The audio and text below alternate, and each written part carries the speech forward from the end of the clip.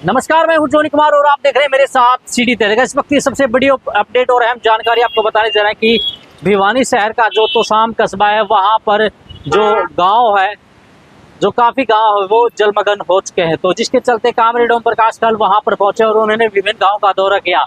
उन्होंने जगहों में जाकर देखा कि जो ड्रेन है वो टूटी हुई है और गाँव सागवन के अंदर जो आसपास के काफी गाँव वहां पर पानी भरा हुआ है, जिसके चलते लोगों को अपनी रोजमर्रा जिंदगी के लिए काफी कठिनाइयों का सामना करना पड़ रहा है। जिसके साथ साथ लोगों का साफ तौर पर यह कहना है कि आने वाले समय हम जो सरकार अब हमारा साथ नहीं दे रहे, आने वाले समय में उस सरकार को गिराने का काम करें।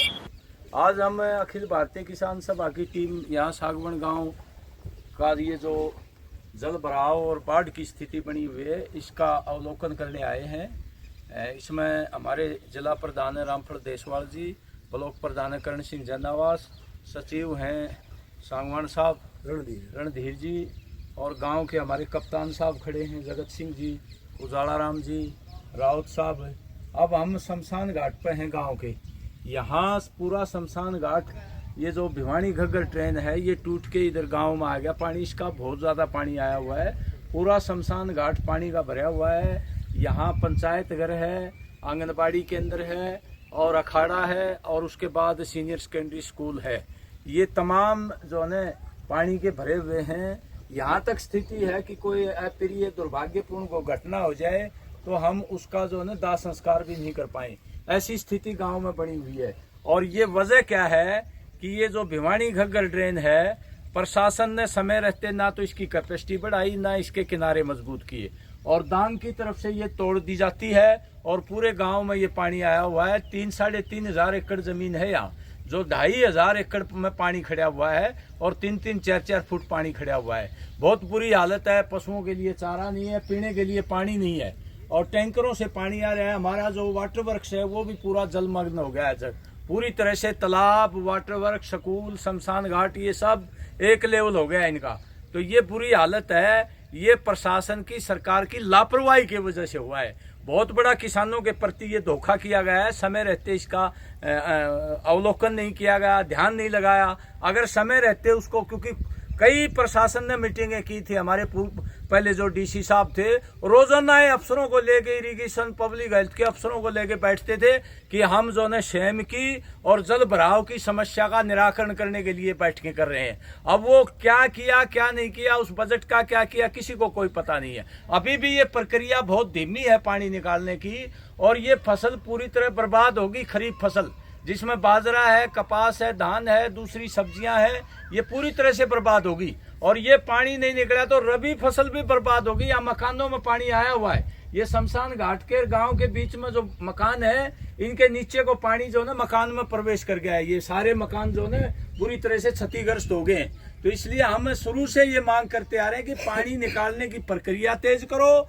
और उसके साथ साथ क्षतिपूर्ति पोर्टल खोलो। 3 बार डीसी को अखिल भारतीय किसान सभा ने भी और मार्क्सवादी कम्युनिस्ट पार्टी ने भी ज्ञापन देके डीसी साहब से क्षतिपूर्ति पोर्टल खुलवाने के लिए हमने सरकार से रिक्वेस्ट की है। यहाँ का जो बुआनी खेड़ा का मिल है, क्योंकि बुआनी खेड़ा और भिवानी तोशाम के 2 दर्जन से ज्यादा गांव में ये पानी जो है जल भराव चढ़ा हुआ है और विशेषकर ये ड्रेनें ओवरफ्लो होने की वजह से सामने और पुट्ठी तक का पानी यहाँ आ गया है। लेकिन अभी जल भराव की निकालने की प्रक्रिया तेज नहीं की, ना पोर्टल खोला, ना विशेष गिरदावरी।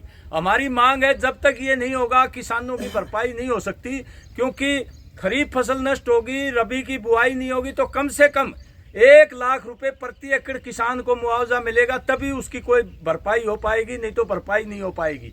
और मकानों को भी, जो जिनके मकान क्षतिग्रस्त हो गए उनको भी हर्जाना देना चाहिए और मजदूरों की रोजी रोटी मारी गई, उनके मकानों पर पानी भी चढ़ गया, उनको भी मुआवजा दिया जाना चाहिए। कोई कपास सूखता, कोई धान काटता, कोई बाजरा काटता, उनकी पूरी दिहाड़ी मारी गई। और हमारा ये अनुरोध है किसान सभा का और हम अपनी कम्युनिस्ट पार्टी की तरफ से भी ये मांग करते हैं कि यहाँ 200 दिन का मनरेगा का काम लगवाया जाए 2 दर्जन से ज्यादा जो गांव जल भराव के हैं, ताकि मजदूर अपना रोजी रोटी कर सकें और किसान को 1 लाख रुपए प्रति एकड़ के हिसाब से, क्योंकि जिस किसान ने 50,000 रुपए प्रति एकड़ ठेके पर जमीन ली है वो बर्बाद हो जाएगा, वो किसान आत्महत्या करने पर मजबूर होगा। तो कल हमारी श्रुति चौधरी मंत्री भी आई थी, ठीक है, उन्होंने मोटर वगैरह लगवाई है, आदेश भी दिया है अधिकारियों को, लेकिन वो कम से कम क्षतिपूर्ति पोर्टल खुलवाएं और विशेष गिरदावरी करवाएं, क्योंकि वो कैबिनेट मंत्री हैं। उन्होंने जोर दे करके ये 2 दर्जन गांव के ऊपर जो कहर ढह रहा है और जो पीड़ित किसान हैं, प्रभावित किसान हैं, उनको ये मुआवजा हरियाणा सरकार से दिलवाएं। यहाँ का सांसद भी दौरा करे, वो आए, यहाँ के एमएलए जितने भी हैं वो भी आए, तमाम लोग आवाज उठाएंगे तभी इन किसानों की कोई सहायता मिल सकेगी। नहीं तो सरकार जो है सोई पड़ी है। यहाँ मुख्यमंत्री ने 2 बार दौरा कर लिया, लेकिन इस इलाके की तरफ कोई ध्यान नहीं है मुख्यमंत्री का भी। तो इसलिए ये हमारी सिंचाई मंत्री है, सांसद हैं, एमएलए हैं, उनसे हम अनुरोध करेंगे कि इन पीड़ित और बहुत ही कष्ट में है इस समय, उनकी मदद करनी चाहिए। ये हम किसान सभा की तरफ से कहना चाहते हैं, क्योंकि हम पिछले 1 महीने से लगे हुए हैं। तमाम जो जल भराव के गांव हैं वहां हमने दौरा किया है, बुआनी खेड़ा में एमएलए से भी मिले हम, जो बुआनी खेड़ा का एमएलए है। तो इसलिए इस समय किसानों की मदद करनी चाहिए, सरकार को भी, प्रशासन को भी। और ये हमेशा ये कहते हैं कि अगली बार ठीक कर लेंगे, अगली बार ठीक कर लेंगे।